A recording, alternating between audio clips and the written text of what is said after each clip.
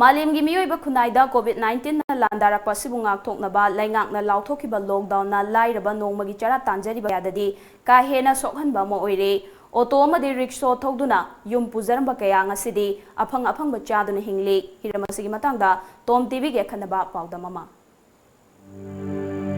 Lockdown laktringay matamda auto amadi rickshaw thobadagi fanglakpa senfam singna imung puramba adu ngasidi lockdown hanglingay atenba matamda Tumina sel khara tanaba haiduna auto thoruba matamda Manipur police amadi traffic police na fabadagi taluba senfam sing lahobana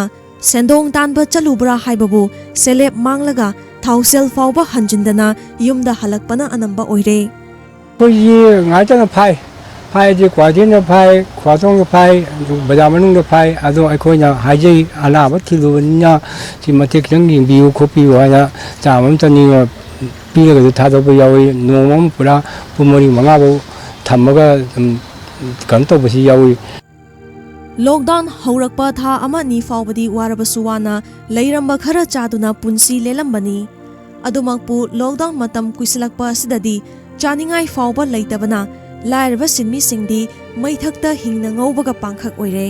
ngalingai matamda miyamna mateng panglamba adu ngasidi lengakna food bank da mateng pangnaba yathang taw thakibadagi tasengna awabana kham thenglaba sinmi singdadi tengpang potlam fangkhidaba kuire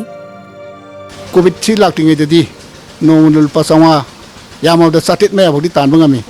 adu hoji bodi lupasani tanbangani ngasai bazar thingkiba market ta mi pungidaba aram aduna akai auto service toboda thobusu yadi Segi hayek kibida kwaitin na thinge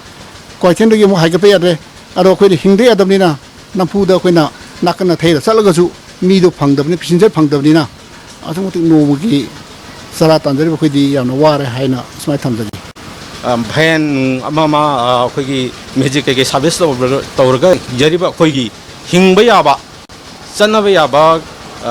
kaino khara means kara puthokbi ragadi akhoi se khara makhai Pagadra miyang changbiu haibasima akhoi thobubiribasingda thamna wafamji thamjari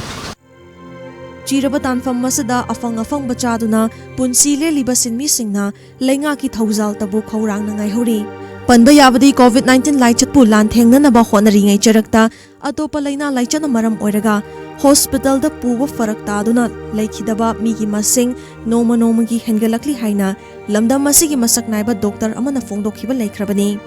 atopa leina laichana maram oiraga miyoi kiya laikhidaba sigi mathakta chawa fangdabadagi sibamak natrabasu thokhaningdaba thongdok kaya tholakadra haina miyamgi thamoida mi painari moju huju thabak suge abda cheko na phange chek chatte paisa piningai leti hai amada suru hata kiri inai thabuk subu mijing ni ko adu thabuk ifang phangdeba ai bongda atopam suruge na iso thororo khanbu kan no gi puchandaba yadamni na iso di puchalli do aduna atopa thabuk subu ngamdi ai koina haruni kari kana na koina waka peri kai tabir kani haibidi adu gidi government side di kai so ai ne yang kan di hajaningdi di ai koi so thobai koi gidamde di moina yengbi basi yang kana su yengbi bana tabani na Delhi amasung Uttar Pradesh na chingba state singda leiriba nomagi chara taliba sinmi singda state sing adugi lenga ki maikai dagi sel gi tengbang pibagumna state asida su nomagi chara tanjari ba sinmi singda mateng pangbagi tangai fadaba leiri housing maki oina di lenga ki maikai dagi policy program amata puthokpa leitraga su athuba matamda lenga ki maikai dagi Mateng taubirakani haibigi thazaba adudi sagona duna lehori hiramasi matangda video journalist Naresh Kaloina na paudam jaribe Elizabeth Times of Manipur Imphal